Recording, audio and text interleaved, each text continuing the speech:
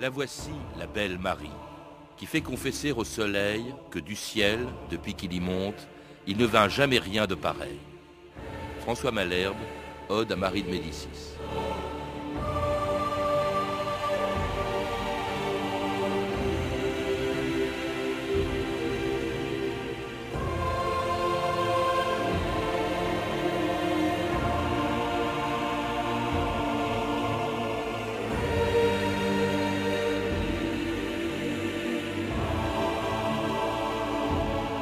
« 2000 ans d'histoire.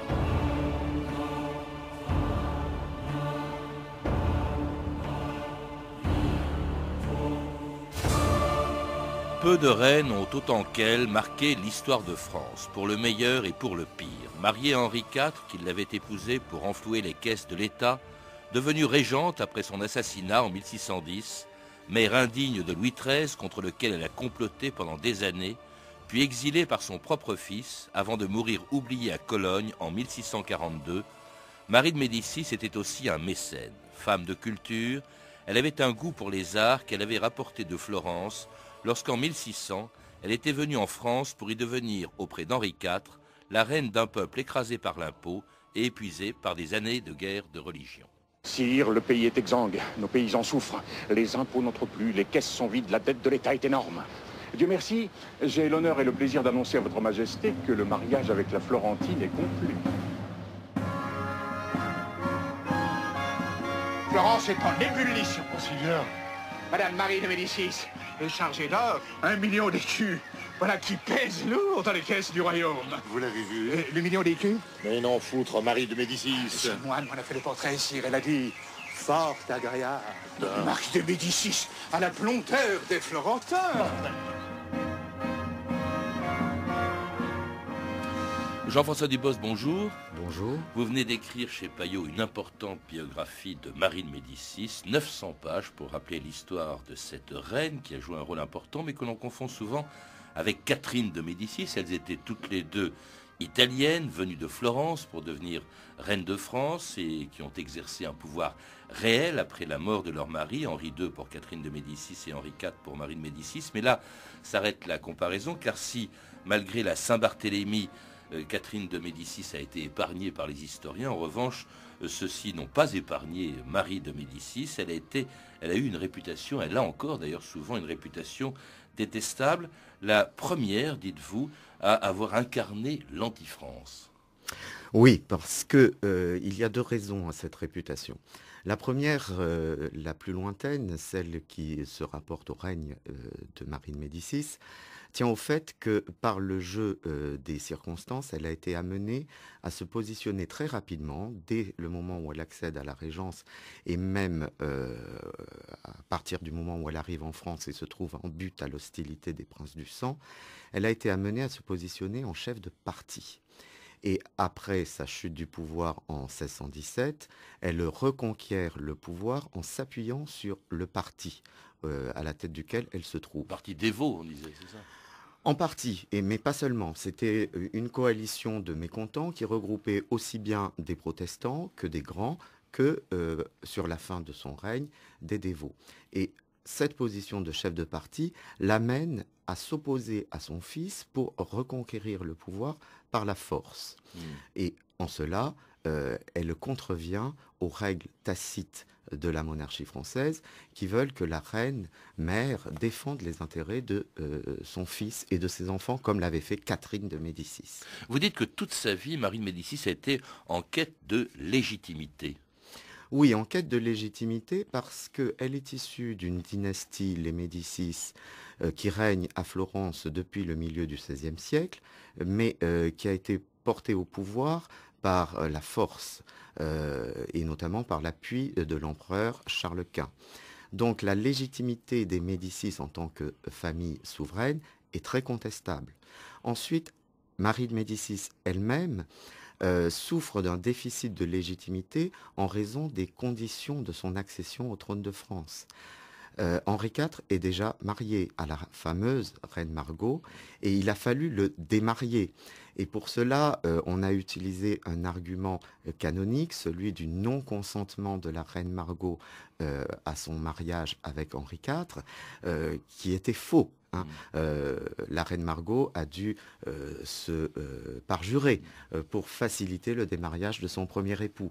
Donc, le soupçon a toujours plané sur la validité du mariage de Marie de Médicis. Et pour lui-même, Henri IV, dont la légitimité était contestée au début de son règne, puisqu'il était protestant. Enfin, il avait été protestant. Non seulement il avait été protestant, mais il était relapse, c'est-à-dire qu'il était tombé plusieurs fois dans l'hérésie, ce qui est impardonnable si ce n'est par absolution pontificale, et même au regard de la loi salique, son degré de parenté avec le roi précédent, Henri III, n'était pas suffisant pour lui garantir un accès certain au trône de France. Alors tout ça explique les difficultés de cette reine, princesse étrangère, venue en France en 1600 pour épouser donc Henri IV. Bon, ce n'est pas, c'était d'ailleurs le cas à l'époque le plus souvent, Jean-François Dubois, c'était pas un mariage d'amour, c'était un mariage d'intérêt, un mariage politique, on peut dire un mariage d'argent. Ce qu'elle vient faire, ce qu'attend Henri IV de Marie de Médicis, qu'il n'a d'ailleurs jamais vu avant de la rencontrer pour la première fois une fois mariée, eh bien c'est évidemment qu'elle renfloue les caisses de l'État. Absolument. Il faut... Enfin, que sa famille, que l'argent des Médicis renfloue les caisses de l'État. Voilà. Il faut replacer cette union dans le contexte social général. Aucun mariage à cette époque-là n'est un mariage d'amour, encore moins chez les têtes couronnées. Dans le cas spécifique de Marie de Médicis, on n'attend pas tellement qu'elle renfloue les caisses de l'État avec sa dot, mais que sa dot vienne effacer l'ardoise des emprunts contractés par Henri IV auprès de l'oncle de Marie de Médicis, le grand-duc de Toscane, qui était l'homme le plus riche d'Europe, Ferdinand Ier. On attendait aussi ce que n'avait pas eu Henri IV de la reine Margot, c'est-à-dire un enfant. Toutes les reines de France, c'est ce qu'on attend d'elles quand elles viennent parfois de l'étranger, comme ce sera le cas plus tard d'Anne d'Autriche, quand elles viennent en France pour épouser le roi. Absolument. Ça ventre, comme on disait. Son oncle, le grand-duc Ferdinand, dont je viens de parler, lui a dit au moment de la séparation, accouchez souvent. Et elle a rempli le contrat, puisqu'elle a donné à Henri IV 6 enfants, 3 garçons et 3 filles. Alors comme ça se faisait toujours à l'époque, le mariage commence par un mariage par procuration, en l'absence du roi de France, ça se passe à Florence, et puis Marie de Médicis vient en France pour y rencontrer son mari, Henri IV, donc à Lyon, le 9 décembre 1600. Sire, M. de Bellegarde rentre à l'instant de Florence avec Madame Marie de Médicis, la nouvelle reine de France. Seigneur, et moi qui n'en ai vu qu'un méchant portrait, comment est-elle? Le front haut, sous des cheveux hauts également. Le menton Double. la gorge Belle. Monsieur de Bellegarde! Ah, sire, nous avons fait un rude voyage depuis Florence. Voici enfin Madame Marie de Médicis en compagnie de Monsieur Pomponne de Bellièvre. Qu'est-ce que c'est que ce laidron? Elle n'est point belle, hein. Elle est lourde comme une tourte, hein. La bouche est grosse, hein. Le cou est d'ivoire, sire. Mais c'est le coup d'un taureau. Madame, vous voilà devant le roi de France.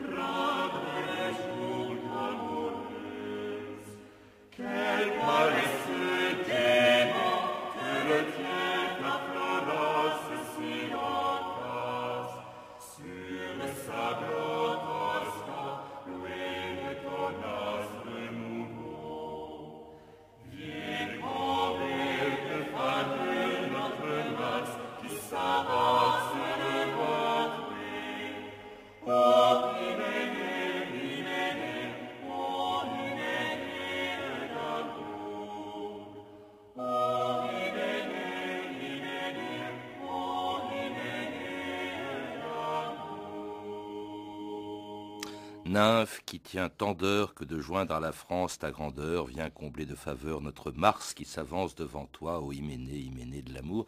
C'était une chanson de 1600 qui a été composée à l'occasion justement de ce mariage entre Henri IV et Marie de Médicis. Henri IV, on l'a entendu, un peu surpris, dit-on, à la vue du physique de sa nouvelle épouse qu'il n'avait jamais vue.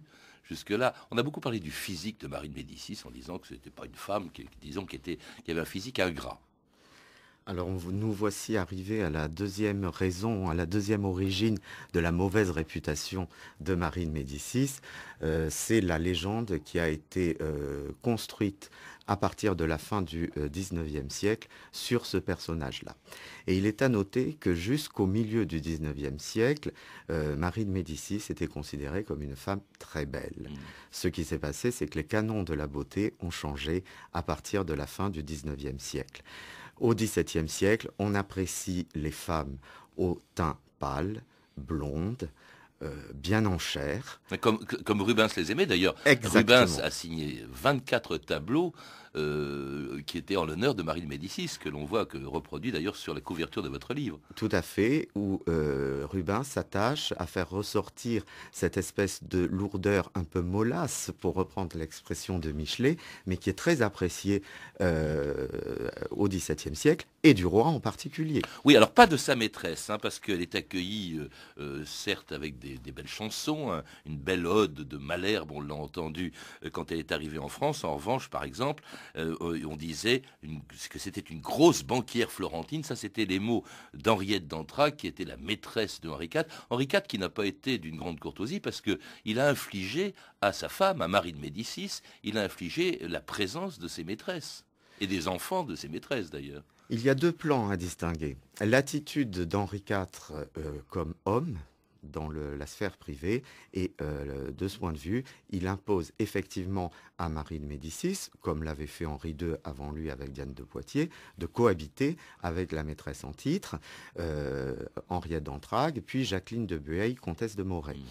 Mais sur le plan officiel, politique et public, il est intransigeant sur les honneurs à réserver à la reine de France. Et notamment, il a contraint Henriette d'Entragues, par une grande chiquenaude dans le dos, à s'incliner devant la reine lors de leur première entrevue.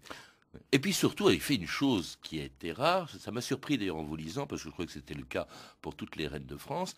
En 1610, il y a 10 ans qui se sont passés, on dit qu'elle est restée un peu à l'écart de la politique, elle s'est occupée quand même des 6 enfants que lui a fait Henri IV, dont le futur Louis XIII, mais en 1610, elle obtient de Louis XIII quelque chose qui était le sacre. Je crois que toutes les reines étaient sacrées, que toutes les reines étaient couronnées, pas du tout. Là, c'est un honneur que lui fait Henri IV en décidant de la faire sacrer à Saint-Denis, je crois.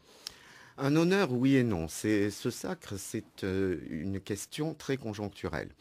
Normalement, toutes les reines de France sont sacrées, suivant la coutume, à Saint-Denis, la basilique qui sert aussi de sépulture au roi de France. La dernière avant elle à avoir été sacrée, c'est Élisabeth d'Autriche, l'épouse de Charles IX. Si Marie de Médicis n'est pas sacrée à son arrivée en France, c'est pour des raisons d'économie. Le pays, comme vous le disiez tout à l'heure, est écrasé d'impôts, sort de 40 ans de guerre de religion. Il faut faire des économies budgétaires. Donc le sacre, c'est une dépense un petit peu inutile pour la reine. Mais en 1610, Henri IV prépare une expédition militaire contre les Habsbourg. Et Marie de Médicis doit assurer la régence pendant l'absence du roi. Et pour conforter la légitimité de cette reine, dont la légitimité, nous l'avons dit, est quelque peu contestable, il décide de réaliser à ce moment-là une cérémonie qui aurait dû avoir lieu 10 ans auparavant, le sacre de la reine, pour bien souligner sa légitimité. Et qui se produit donc le 13 mai 1610 à la basilique de Saint-Denis. Et il se trouve que c'est exactement la veille de l'assassinat d'Henri IV en plein Paris, le lendemain, 14 mai. La rue va bientôt se débloquer, sire. C'est juste un charroi qui s'est renversé. Dépêchez-vous. Pour la gloire de Dieu! Restez en vie! Sire! Sire! Fermez les rideaux! Pardonnez-moi, madame. Mais en France, les rois ne meurent pas. Voici le roi vivant. Viens, mon fils. Tu es le roi maintenant. Mais je serai toujours à tes côtés.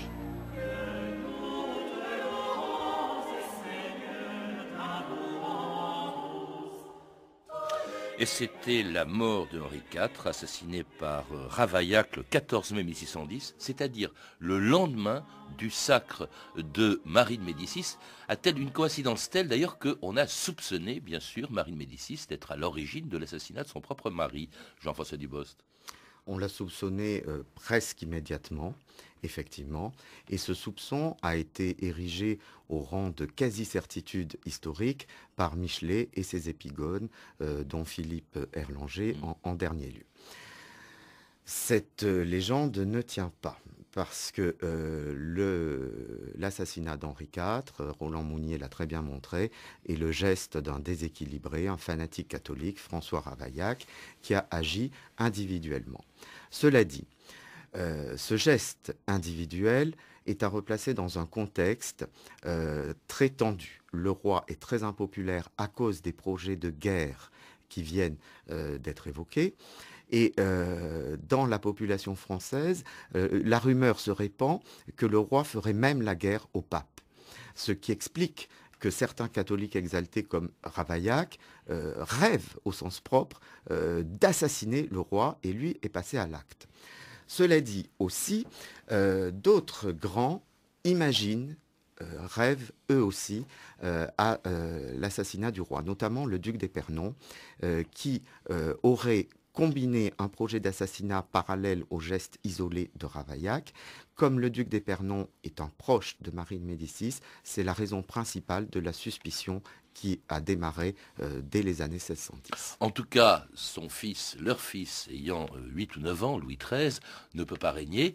Elle est régente et donc elle fait partie de ces reines qui ont véritablement régné sur la France, en tout cas pendant les 7 ans qui ont suivi l'assassinat de Henri IV.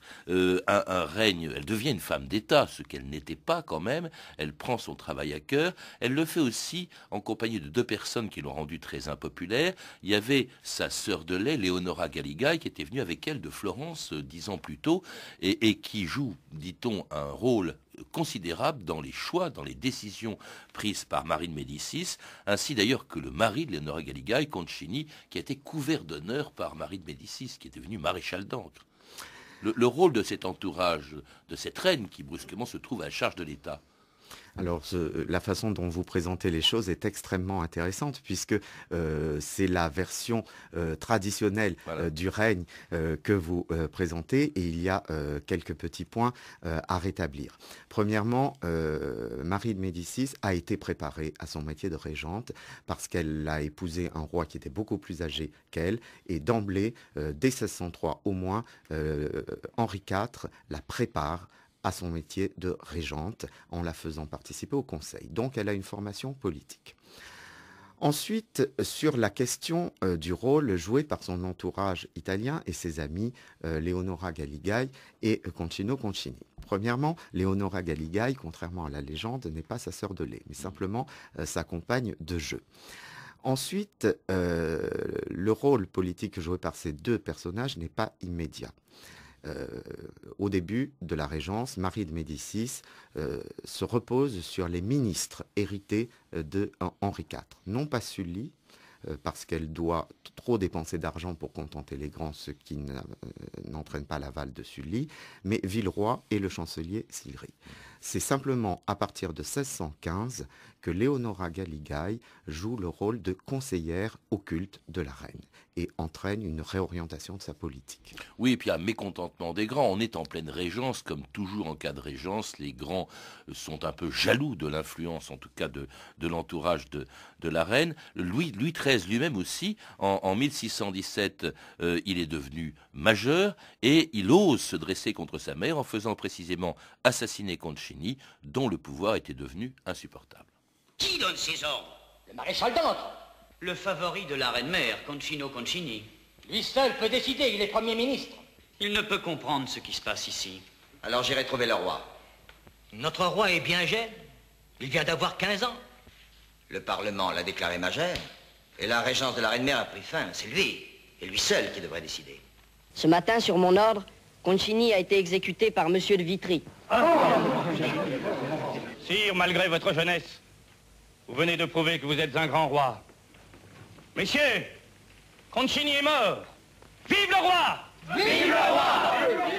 Et c'était en avril 1617, l'assassinat de Concini sur ordre de Louis XIII, tandis que la femme de Concini, Léonora Galigai, était arrêtée quelques semaines plus tard, décapitée et même brûlée parce qu'on l'accusait de sorcellerie. Et Marie de Médicis était exilée par son propre fils envoyé au château de Blois. Et là commence un conflit entre la mère et le fils, d'ailleurs c'est comme ça qu'on l'appelle la guerre du maire, entre la mère et le fils, qui a duré quand même quelque temps. On n'a jamais vu ça dans l'histoire de France, une mère qui fait la guerre à son fils, littéralement. On n'a jamais vu ça et ça nous renvoie à la situation particulière dans laquelle Marie de Médicis agit et gouverne. Elle est chef de parti. Dans les premiers temps de sa régence, elle a voulu se concilier les grands en les couvrant d'or. Dans la deuxième partie, à partir de 1615, elle essaye d'écraser les grands par la force. Et c'est la raison fondamentale du coup d'État de Louis XIII, qui décide de mettre un terme à cette politique très rigoureuse envers les grands, en éliminant l'agent de la politique de sa mère, Concino Concini, pour apaiser les tensions avec les grands et rétablir un consensus autour du roi. Donc, Marie de Médicis est éliminée du pouvoir par un parti, à la tête duquel se trouve le nouveau favori de Louis XIII, Luynes.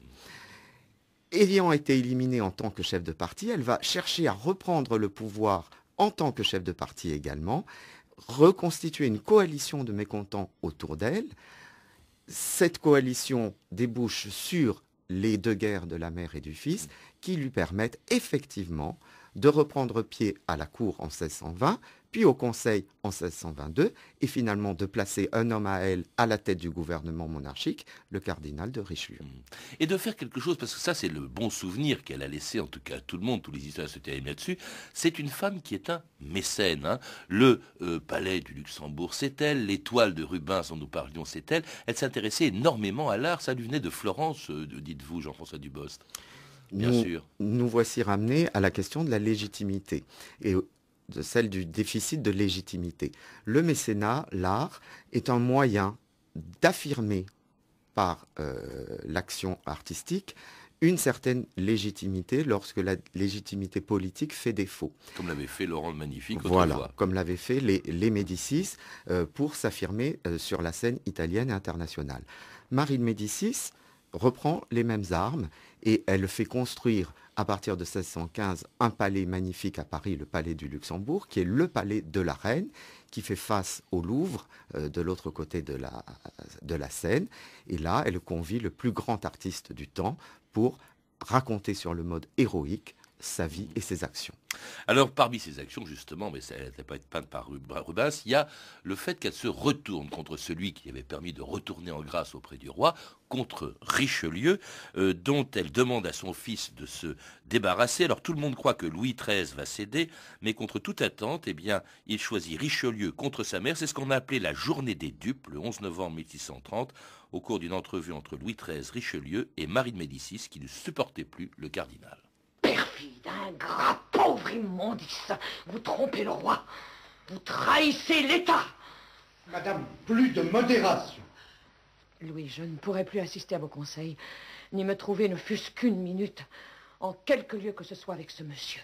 À vous de choisir, mon fils, ou vous vous séparez de cet homme, ou de moi. Monsieur le cardinal, nous avons en vous le plus fidèle et le plus affectionné des serviteurs qui soient au monde. Sire, je demande la grâce de sortir du ministère. Je ne voudrais point apparaître comme la cause d'une rupture si douloureuse entre votre majesté et sa mère. Nous sommes plus obligés à notre État qu'à notre mère. Continuez à nous servir comme vous l'avez toujours fait, et nous vous maintiendrons contre les intrigues de vos ennemis. Et c'était le 11 novembre 1630, ce qu'on a appelé, et qu'on appelle encore aujourd'hui la journée des dupes, le jour d'où, entre Richelieu et sa mère, Louis XIII choisit Richelieu. Quelles étaient les raisons comme ça de ce choix? Parce que c'est vraiment cornélien, cette affaire. Voilà que la mère demande à son fils de se débarrasser du cardinal, et que le fils choisit le cardinal contre sa mère. Une fois de plus, il faut revenir à cette position de reine chef de parti. Et imaginez le gouvernement monarchique comme une sorte de machine à gouverner convoitée par des clans aristocratiques qu'on pourrait comparer à des clans mafieux. Richelieu, pour avancer sa carrière, a choisi le clan de la reine, mère. Et il s'est propulsé au pouvoir grâce à Marie de Médicis. Une fois au pouvoir, il noyaute le parti de Marie de Médicis et il s'érige lui-même en nouveau chef de clan. Et lorsque Marie de Médicis comprend ça, elle essaye d'éliminer ce dangereux rival. Et c'est cette volonté d'éliminer Richelieu, une fois qu'elle a compris le rôle qu'il jouait et qu'il cherchait à l'éliminer, elle, finalement, subrepticement, qui entraîne la journée des dupes, le clash final où elle joue son va-tout en essayant d'imposer à Louis XIII de choisir entre un valet et sa mère. Et Louis XIII, qui est engagé dans une politique européenne d'hégémonie française soutenue par Richelieu, fait le choix de cette politique de grandeur et sacrifie sa mère du même coup. On verra plus tard Louis XIV d'ailleurs mettre sa mère à l'écart. C'est quand même, il y avait des rapports étranges entre Louis XIII et sa mère dont on dit qu'elle n'aimait pas tellement son fils. C'est très probable. La question ne se pose pas vraiment en termes affectifs. Ce sont des rapports politiques qui priment. Ce qui est exceptionnel, ce sont les mères aimantes type Anne d'Autriche. Marie de Médicis n'a eu que des relations très politiques avec son fils, des relations fondées sur le rapport de force.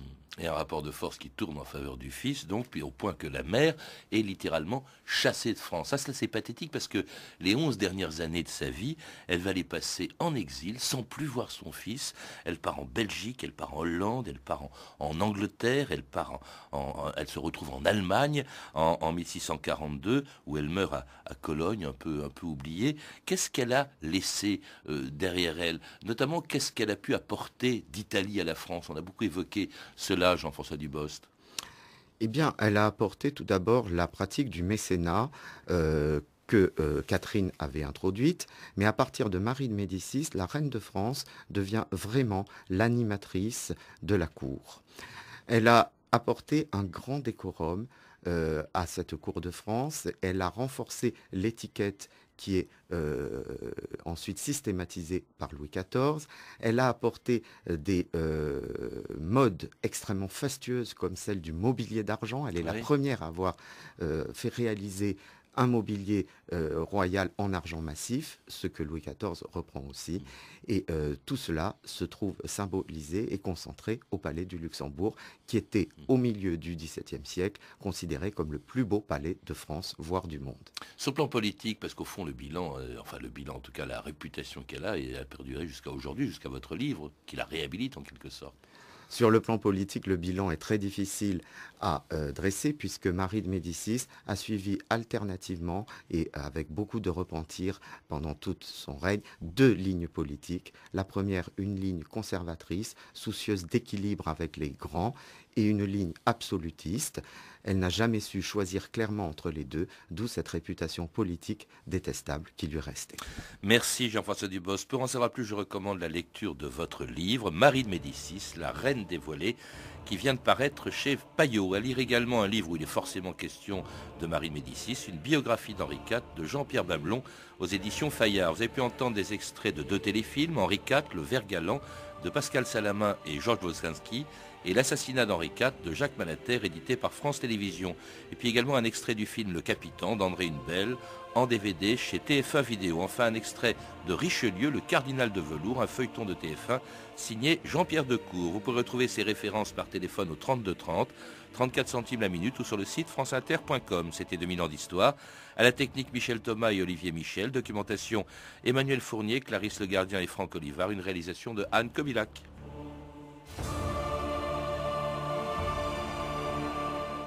Demain, dans notre émission, un sujet rarement traité, l'histoire des hommes et de leurs ordures.